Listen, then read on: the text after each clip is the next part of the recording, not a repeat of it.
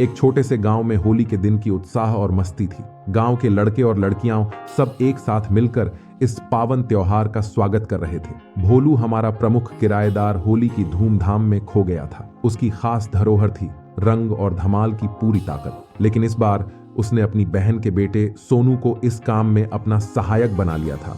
सोनू एक जिज्ञासु और हर वक्त खुश मिजाज रहने वाला लड़का था। उसकी साथी मीनू भी उतनी ही बातूनी और चुलबुली थी। सोनू और मीनू की जोड़ी इस होली में कुछ कमाल करने वाली थी।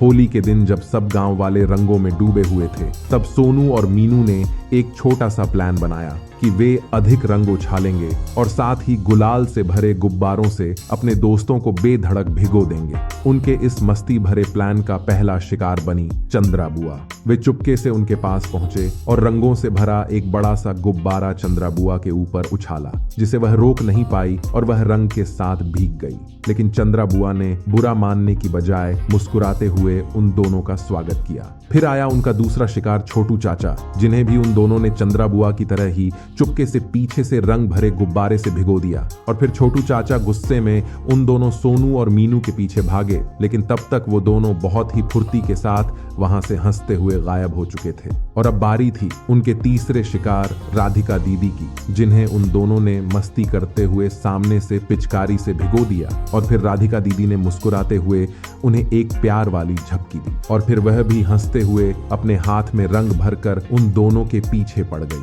अब रंगों की इस भरमार में सोनू और मीनू को एक दूसरे के प्रति अपनी भावनाओं का एहसास हो रहा था। उनकी नजरें मिली और एक अजीब सी मुस्कान उनके चेहरे पर आ गई। तुम्हारे बिना ये होली अधूरी है मीनू, सोनू ने कहा। हाँ, और तुम्हारे बिना भी ये होली बेमानी सी लगती है, मीनू ने जवाब दिया। अब उनके बीच एक हास्यपूर्ण और प्यार भरी नजर मिली और फिर वे दोनों एक दूसरे से मुस्कुराते हुए गले मिले। होली की रंगों भरी मिठास ने उनके दिलों को और भी करीब ला दिया और वे एक दूसरे के साथ हंसी मजाक करते हुए गांव की गलियों में घूमने लगे। वहां हर दिशा से खुशियों की रंगों भरी बौछार बरस रही थी। फिर अचानक से एक बड़ा सा गुलाल से भरा गुब्बारा उन दोनों के सिर पर आकर गिरा। अब सोनू और मीनू के बीच एक अजीब सी चुप्पी छा गई। अरे ये किसने किया? मीनू ने थोड़ा चिढ़ते हुए सोनू से पूछा। मीनू, तुम मेरी तरफ ऐसे मत देखो, क्योंकि मैं तो खुद तुम्हारे साथ इस रंग भरे गुब्बारे से भीग चुका हूँ, सोनू ने मुस्कुराते हुए जवाब दिया। कि तभी उन दोनों के सामने भोलू और उसकी पत्नी नीता आकर खड़े हो जाते हैं,